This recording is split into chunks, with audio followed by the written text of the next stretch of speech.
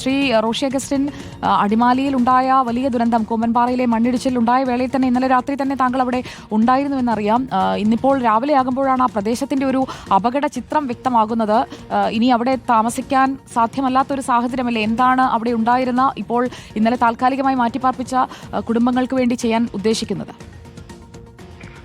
അവരെ തീർച്ചയായിട്ടും കുറച്ചു കാലത്തേനെങ്കിലും മാറ്റി താമസിപ്പിക്കേണ്ട സ്ഥിതിയുണ്ട്. മാത്രമല്ല, വീടുകൾ നഷ്ടപ്പെട്ടു പോയിരിക്കുന്നു. ഇപ്പോൾ KSBയുടെ കോട്ടേജുകൾ അവൈലബിൾ ആകുമോ എന്ന് ഇമ്മീഡിയറ്റ് ആയിട്ട് ഞങ്ങൾ പരിശോധിക്കുന്നുണ്ട്. അത് പരിശോധിച്ച് അതിനാവശ്യമായ മെയിൻ്റനൻസ് കാര്യങ്ങൾ നടത്തി അവിടെ പ്രവേശിപ്പിക്കാൻ പറ്റുമോ എന്നുള്ളതാണ് പ്രയോറിറ്റി കൊടുക്കുന്നത്. ഞങ്ങൾ ഇന്നലെ വൈകിട്ട് രാവിലെ 6 മണി വരെ ഞങ്ങളെല്ലാം അവിടെ ഉണ്ടായിരുന്നു. കളക്ടർ ഉണ്ടായിരുന്നു, MLA അടക്കം എല്ലാവരും യോജിച്ച് നിർത്തിയായിരുന്നു. അപ്പോൾ ആ കാര്യങ്ങളെല്ലാം ശ്രദ്ധിക്കുന്നുണ്ട്. പിന്നെ ഇൻസിഡന്റ് ഉണ്ടായി കഴിഞ്ഞതിന് ശേഷം അവരെ രക്ഷപ്പെടുത്താനുള്ള കാര്യങ്ങളായിരുന്നു പൂർണ്ണമായിട്ടും ശ്രദ്ധിച്ചത്. NDRFന്റെ ടീമും ഫയർഫോഴ്സും ഉൾപ്പെടെ പോലീസും നാട്ടുകാരുടെയും എല്ലാ സഹായത്തോടെ വലിയ തോതിലുള്ള ഒരു ഓപ്പറേഷന്റെ ഭാഗമായിട്ടാണ് നമുക്ക് ആ ജീവൻ രക്ഷപ്പെടുത്താനായിട്ട് കഴിഞ്ഞത്. അതോടൊപ്പം ഒരാൾ നമുക്ക് നഷ്ടപ്പെടുകയും ചെയ്തു. ഇക്കാര്യങ്ങളെല്ലാം വെച്ചുകൊണ്ട് നല്ല നിലയിലൊരു പരിശോധന പ്രദേശത്ത് നടത്തേണ്ടതായിട്ടുണ്ട്. ഇനിയും ഇത്തരം കാര്യങ്ങൾ ഉണ്ടാകാതിരിക്കാൻ, അല്ലെ ആൾക്കാരെ സംരക്ഷിക്കാൻ എന്തൊക്കെയാണ് ചെയ്യേണ്ടതെന്നുള്ളതിനെ കുറിച്ച് നല്ല നിലയിൽ ആലോചിച്ചാണ് മറ്റു കാര്യങ്ങൾ ചെയ്യുന്നതിന് തീരുമാനിച്ചിട്ടുള്ളത്.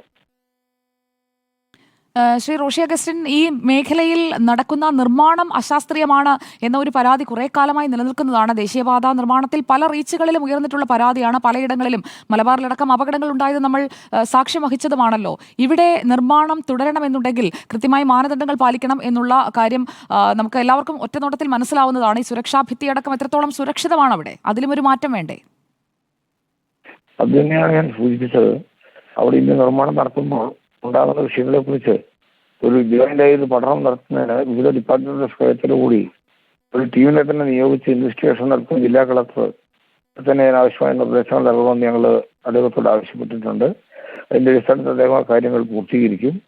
അങ്ങനെയുള്ള ഒരു പഠനത്തിന്റെയും കൂടി പശ്ചാത്തലത്തിലായിരിക്കും തുടർ നടപടി സ്വീകരിക്കേണ്ടതായിട്ടുള്ളത്. NHAയുമായി ഈ വിഷയം ഡിസ്കസ് ചെയ്യേണ്ടതായിട്ടുണ്ട്. ഗവൺമെന്റ് തലത്തിൽ കൂടി ടേക്കപ്പ് ചെയ്യും. ബന്ധപ്പെട്ട മന്ത്രിമാരും അവർ നിമിത്തമായി ചിന്തിക്കേണ്ടവരും കൂടെ ഇതിന്റെ ഭാഗമായി ചേർന്നുകൊണ്ട് ഭാവിയെക്കുറിച്ചുള്ള കാര്യങ്ങളിൽ കുറേക്കൂടി ജാഗ്രത പുലർത്തിയായിരിക്കും മുന്നോട്ട് പോകാൻ ആഗ്രഹിക്കുന്നത്. ഇനി അറിയേണ്ടത്, ബിജുവിന്റെ കുടുംബത്തിന്റെ അത്താണിയാണ് നഷ്ടമായത്. കഴിഞ്ഞ വർഷമാണ് അവരുടെ മകൻ മരിച്ചത്.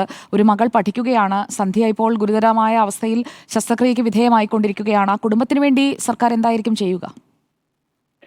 തീർച്ചയായിട്ടും അവർക്ക് അവരുടെ കാര്യങ്ങളിൽ ഗവൺമെന്റിന്റെ ശ്രേയം ഉണ്ടാകും. അതെന്ത് വേണം എന്നുള്ളതെല്ലാം അതിന്റെ കാര്യങ്ങൾ മനസ്സിലാക്കി ആലോചിച്ച് ചെയ്യാനായിട്ട് ശ്രദ്ധിക്കും. വളരെ നന്ദി. ശ്രീ റോഷി അഗസ്റ്റിൻ മന്ത്രിയാണ് പ്രതികരിച്ചത്. മന്ത്രി ഇന്നലെ അപകടം നടന്ന വേളയിൽ തന്നെ അവിടേക്ക് എത്തി. രക്ഷാപ്രവർത്തനത്തിനൊക്കെ ഏകോപനവുമായി അവിടെ ഉണ്ടായിരുന്നു. എന്തായാലും നാടിനെ നടുക്കിയ ദുരന്തമാണ്. അവിടെ നിന്ന് ആളുകളൊക്കെ സാധനങ്ങളൊക്കെ എടുത്ത് പോവുകയാണ്. ഒരുപാട് സ്വപ്നത്തോടെ ഉണ്ടാക്കിയ വീടുകളാണ് നഷ്ടമായത് പലർക്കും. പലരുടെയും വീടുകൾ അപകടാവസ്ഥയിലാണ്. സാധനങ്ങൾ എടുത്ത് കുടുംബാംഗങ്ങളുമായി പോവുകയാണ് അവർക്ക്